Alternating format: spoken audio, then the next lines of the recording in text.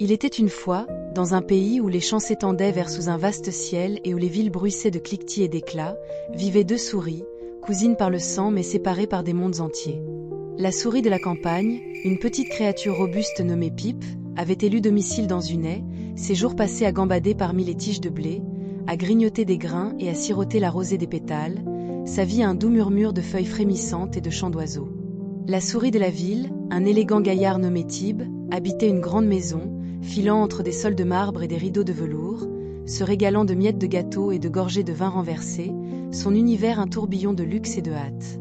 Par un frais jour d'automne, Tib, en quête d'une escapade, s'élança vers la campagne, ses moustaches frémissant d'excitation, impatient de revoir sa modeste parente.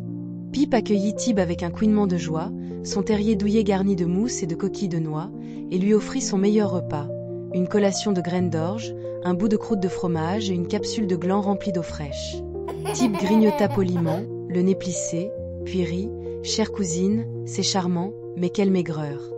Viens en ville avec moi, régale-toi comme une reine. » Les yeux de Pip s'écarquillèrent, son cœur battant de curiosité, et bien que la haie enlaçât son âme, elle accepta, suivant Tib à travers les chemins baignés de crépuscule jusqu'au bord de la ville. La cité se dressait, ses lumières éblouissantes, ses bruits un rugissement, et Pip se serra contre lui, ses pattes tremblant sur les pavés, tandis que Tib la guidait vers son manoir, un palais de murs imposants et de trésors scintillants. À l'intérieur, Tib entraîna Pip dans une salle de banquet, où une table ployait sous les délices. Des miettes de pain beurré, des gouttes de confiture, des morceaux de cheddar et une flaque de crème d'un pichet renversé. « Vois-tu » se vanta Tib, sa queue esquissant une arabesque, « voilà ce qu'est vivre. » Pip, émerveillé, goûta un bout, la richesse éclatant sur sa langue, oubliant son simple ordinaire dans l'éclat de l'abondance. Mais alors qu'il festoyait, une ombre surgit, la porte grinça, et un chat entra, ses yeux deux lanternes menaçantes, ses griffes une menace silencieuse. « Cours !» piailla Tib, plongeant sous une chaise, et Pip détala, son cœur tambourinant, tandis que la patte du chat frappait, la manquant d'un poil. Ils se cachèrent, haletants, derrière un rideau, le festin abandonné, jusqu'à ce que la bête s'éloigne, son ronronnement une moquerie résonnante.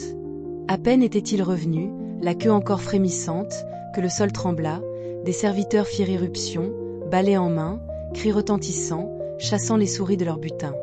Tib fila vers une fissure, Pip trébuchant derrière, sa fourrure ébouriffée, ses nerfs à vif, tandis qu'ils se glissaient en sécurité, le tumulte s'évanouissant derrière eux. « C'est ça, ta vie ?» haleta Pip, les yeux écarquillés. Tib haussa les épaules, une broutille, cousine, le danger pimente le festin. Mais Pip secoua la tête, le goût de la crème aigri par la peur, et quand l'aube perça, elle s'échappa, courant vers sa haie, l'éclat de la ville un rêve qui s'estompait. Elle s'enfonça dans son terrier, ses graines d'orge l'attendant, levant une berceuse, son cœur se posant dans le calme qu'elle avait toujours connu. Les cousins se séparèrent, leur monde irréconciliable, Tib virevoltant dans sa splendeur périlleuse, Pip niché dans sa paix humble. Les chants murmurèrent son retour, la ville continua son vacarme, et chaque souris tint à son choix, une histoire tissée de goût et de terreur. Pip grignota son grain, le grondement du chat un frisson lointain, et sourit à son sort simple, plus riche en quiétude que toutes les miettes de grandeur.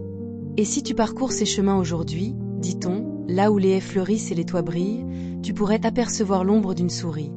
Celle de Pip, satisfaite dans son havre vert, une fable de la vraie richesse du foyer face à l'éclat fugace du danger.